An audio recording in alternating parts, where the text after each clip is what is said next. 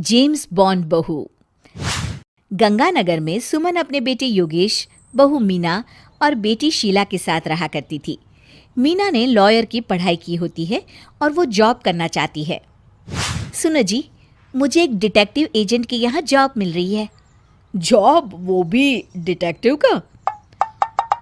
अरे ओ बहू, कोई जॉब करने की जरूरत नहीं है। अरे तुम जॉब करोगी तो घर का काम कौन संभालेगा?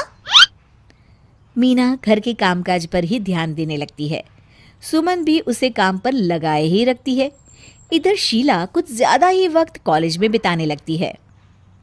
अरे इतनी रात हो गई, कहाँ थी तुम बेटा अब तक? फोन भी नहीं लग रहा था तुम्हारा। माँ, वो हमारी एक्स्ट्रा क्लासेस चल रही है ना, और फ़ोन की ना बैटरी ख़त्म हो गई थी। अरे तो किसी और के फोन से इन्फॉर्म कर देती माँ, और मुझे कितनी चिंता हो रही थी। धीरे धीरे शीला रोज ही देरी से घर आने लगती है। कभी पढ़ाई का बहाना बनाती तो कभी कुछ और। देखो शीला, इस तरह चला तो मैं तुम्हारा कॉलेज बंद करवा दूंगा। ऐसा मत बोलिए ना, मैं समझाती हूँ इसको।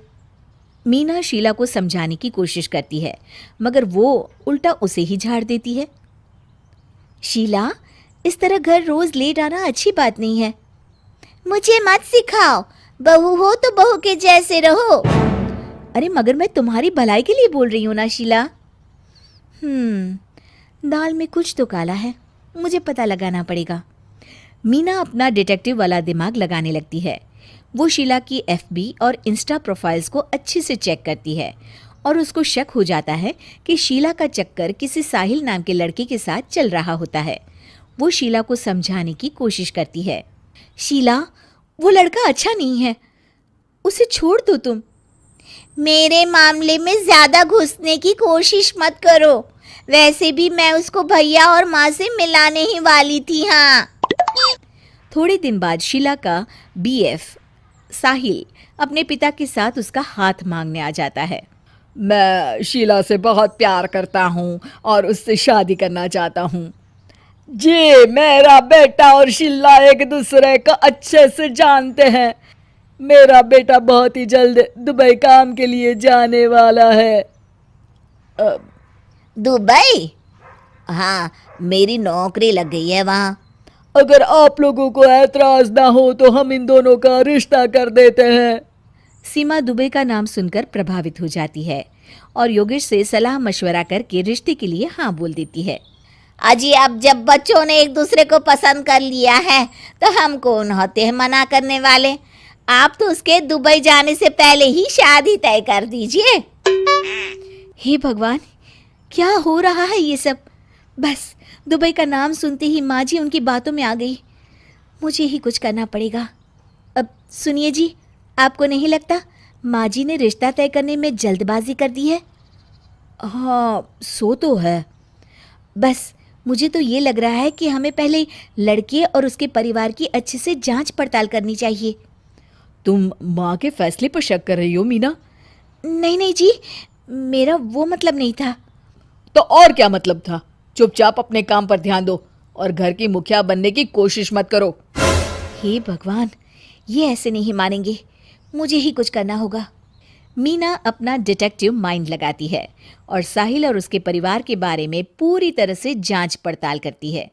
तभी साहिल के पापा उनके घर कॉल करते हैं।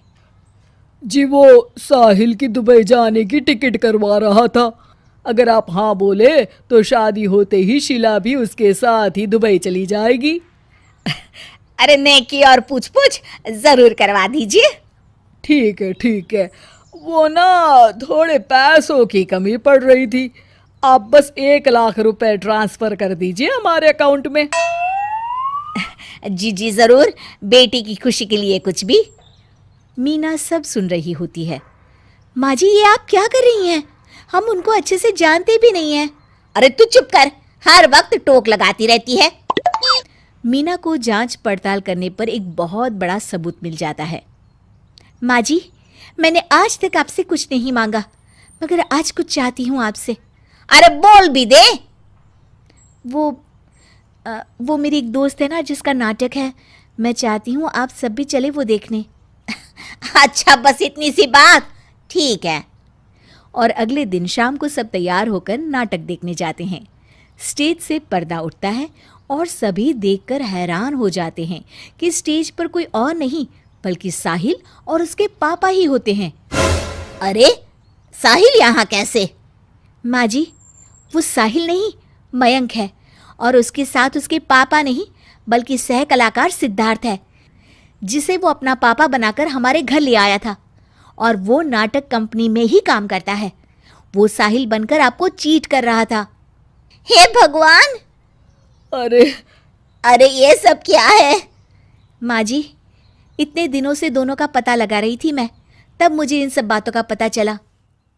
हमें माफ कर दो मीना, हमने हमेशा ही तुम्हारी बातों पर ध्यान नहीं दिया और तुमको नीचा दिखाया।